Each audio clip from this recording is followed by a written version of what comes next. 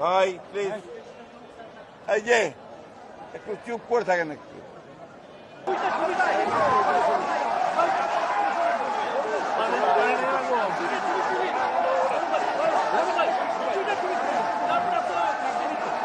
বিসমিল্লাহির রহমানির রহিম।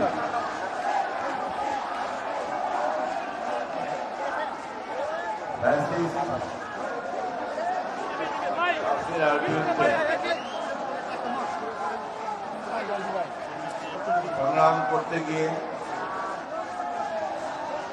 আমাদের যে সমস্ত সন্তানেরা প্রাণ দিয়েছেন তাদের স্মরণে আজকের এই সভা সমাবেশ। তার সংগ্রামী সভাপতি,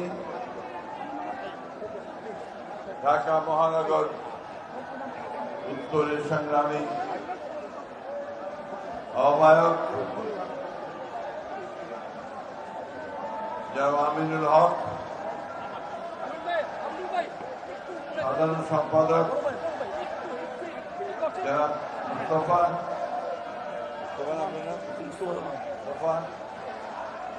মঞ্চে উপস্থিত আছেন আমাদের কেন্দ্রীয় নেতৃবৃন্দ, বিএনপি নেতৃবৃন্দ, অঙ্গ সংগঠন নেতৃবৃন্দ এবং প্রিয় ভাই ও বোনেরা, আসসালামু আলাইকুম। আপনারা যদি স্লোগান বন্ধ না করেন, স্লোগান বন্ধ করেন,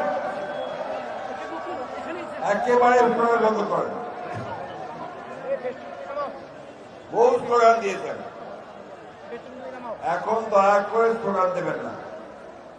আজকে আমাদের এখানে মুগ্ধের বাবা আছে, আমাদের এখানে জাফরের মা আছে, যারা তাদের সন্তানকে হারিয়েছে এই 1 বছর আগে ফ্যাসিস্ট বিরোধী আন্দোলনে। এই একজন দুজন নয়, শত শত প্রাণ গেছে এই বিগত 1 বছর এবং তারও আগে 15 বছরে। প্রাণগুলো কেন দিয়েছে? আপনারা শুনলেন যে জাফরের মা বলছে যে আমার ছেলে খুব ভালো ছাত্র ছিল, ইঞ্জিনিয়ার হওয়ার শখ ছিল, ইচ্ছা ছিল, সেই হিসাবে পড়াশোনা করে। মুগ্ধের কথা আপনারা সবাই জানেন, সে নিজে যারা আন্দোলন করছিল তাদের মধ্যে পানি বিলি করছিল, বারবার করে বলছিল পানি লাগবে, পানি লাগবে। এত তাড়াতাড়ি কেউ ভুলে যাবেন না। এই 1 বছরের মধ্যে হাত তালি দিয়ে এটা ভুলে যাবেন না প্লিজ।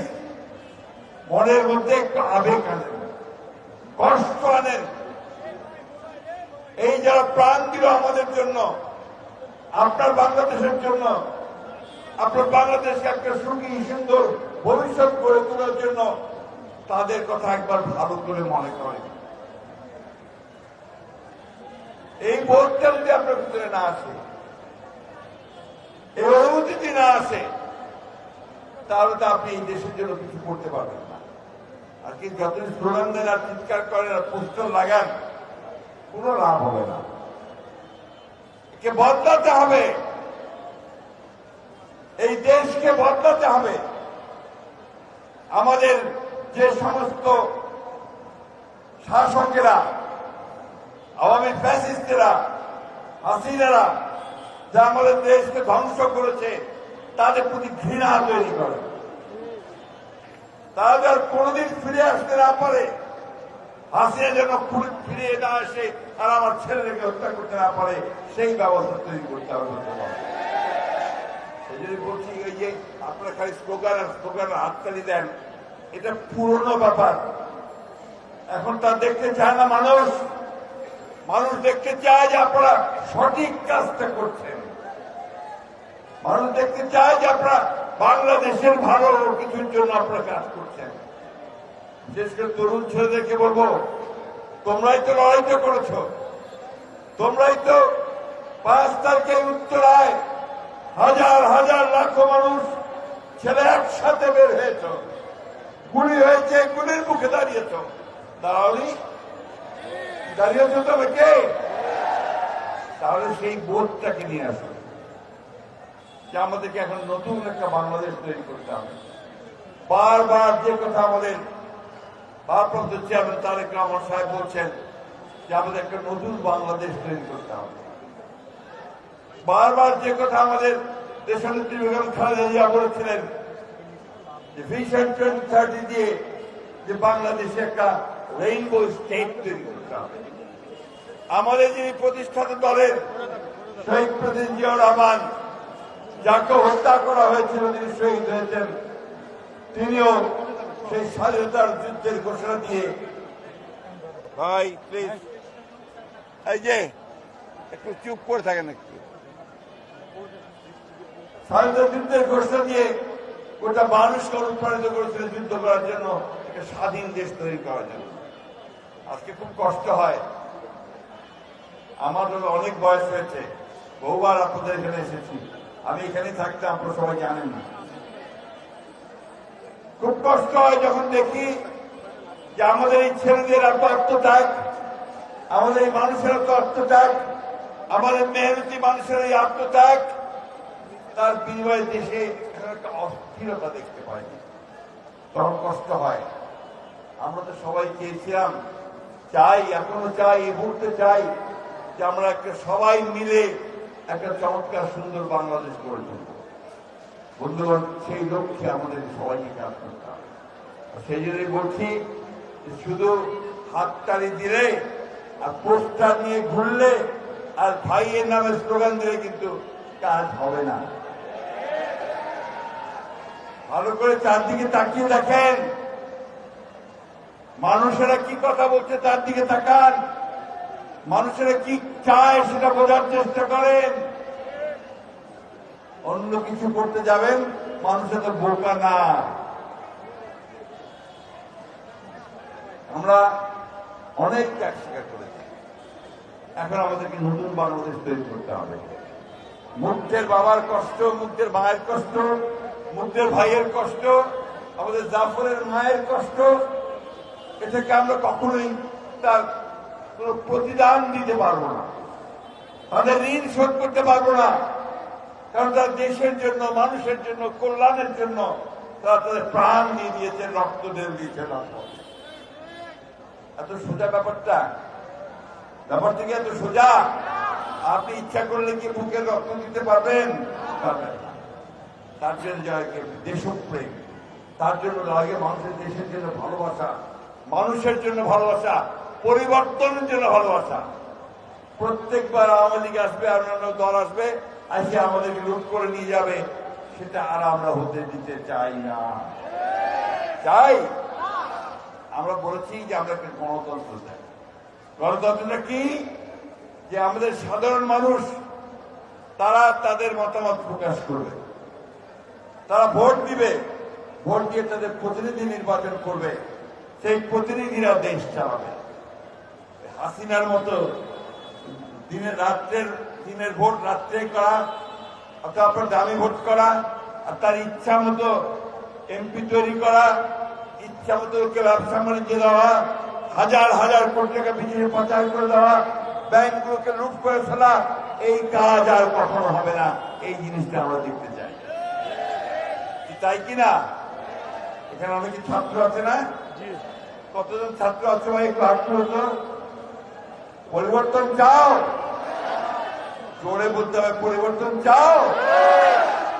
আমার মেহনতি ভাইয়েরা, শ্রমিক ভাইয়েরা, তারা এখানে আছেন না? অনেকে রিক্সা শ্রমিক ভাই, ভ্যান শ্রমিক ভাই, কারখানার শ্রমিক আছেন না? তারা হাত ধরেন না। আপনি পরিবর্তন চান? তাহলে আমাদেরকে সেই পথে যেতে হবে।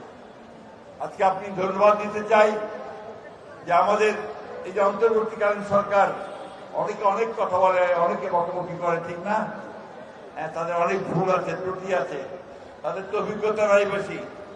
আমরা আশা করেছিলাম যে 1 বছরের মধ্যে আমাদের যারা শহীদ হয়েছে তাদের প্রপার তালিকা তৈরি করে তাদেরকে পুনর্বাসনের ব্যবস্থা করবে। দুর্ভাগ্য তারা সেটা পুরোটা করতে পারে না, কিন্তু তারা চেষ্টা করছে। গতকালই এই যে সংস্কারের যে আপনার বৈঠক, সেই বৈঠকের গতকাল শেষ হয়েছে। আমরা আশা করছি দু একদিনের মধ্যেই এর পূর্ণাঙ্গ রিপোর্ট আসবে। আজকে একটা ভালো খবর আছে, কয়েকদিন আগে আপনারা দেখেছেন যে আমেরিকা আমাদের উপর ট্যারিফ আরোপ করেছিল, তাই না? ট্যারিফ কি জানেন? মানে আমরা যা রপ্তানি করব তারপরে তারা 35% তারা ট্যাক্স নিয়ে নেবে। অর্থাৎ আমাদের যে জিনিসটার দাম 50 টাকা, এটা আরো 35 টাকা যোগ হবে ওর সঙ্গে। সরি, 100 টাকায় 35 টাকা, 135 টাকা দাম হবে। ফলে আমাদের জিনিসটা বিক্রি হবে না। ওটাকে পররাষ্ট্র দপ্তর এবং এই মন্ত্রীরা অ্যাডভাইজাররা তারা আলোচনা করে এটা কমিয়ে 20% পর্যন্ত নিয়ে এসছে। সেই জন্য আমি এই গভর্নমেন্টকে সরকারকে ধন্যবাদ জানাতে চাই। এটা একটা বড় ক্রাইসিস। সবচেয়ে বড় ক্রাইসিস রয়েছে যে ঘোষণা আমাদের প্রধান উপদেষ্টা দিয়েছেন যে আগামী ফেব্রুয়ারি মাসে নির্বাচন হবে, তাই না? এই নির্বাচনটা আমরা চাই, দেশের মানুষ চায়। দেশের মানুষ একটা নির্বাচিত সরকারের অধীনে দেশ পরিচালনা করতে চায়। আমার তো যাওয়ারই জায়গা নাই। এখন ধরো আমার কোনো সমস্যা হলো, আমি কার কাছে যাব? পুরো এমপি নাই তো, আছে? তাহলে যাবো কার কাছে? আমার সমস্যাটা পার্লামেন্টে কে তুলে ধরবে? লোক নাই। কে পার্লামেন্টে আমার দাবি নিয়ে কথা বলবে? লোক নাই। এই জন্যই আমাদেরকে দ্রুত নির্বাচন দরকার, দ্রুত পার্লামেন্ট দরকার, যে পার্লামেন্টে আমরা আমাদের কথাগুলো বলতে পারব। বন্ধুগণ, একটা বিরাট একটা ভয়ঙ্কর একটা ফ্যাসিবাদ হাত থেকে আমরা আপাতত মুক্তি পেয়েছি। এই মুক্তি তখনই চূড়ান্ত হবে যখন তাদেরকে আমরা রাজনৈতিক ভাবে সম্পূর্ণ নিশ্চিহ্ন করতে পারব। যারা লুটপাট করে, যারা ব্যাংক লুট করে, যারা চাঁদাবাজি করে, যারা মানুষের সম্পত্তি লুট করে নিয়ে যায়, তাদের বিরুদ্ধে আমাদের কোন রকমের আপোষ থাকবে না। তাদেরকে আমরা কখনোই স্বীকার করবো না, তাদেরকে আমরা কোনো মতেই সামনে আসতে দেব না। বন্ধুগণ, বক্তব্য দীর্ঘ করবো না। আজকে আমার শরীরের অবস্থা ভালো না, কিন্তু সেই সঙ্গে আমি অত্যন্ত কষ্ট পেয়েছি, দুঃখ পেয়েছি।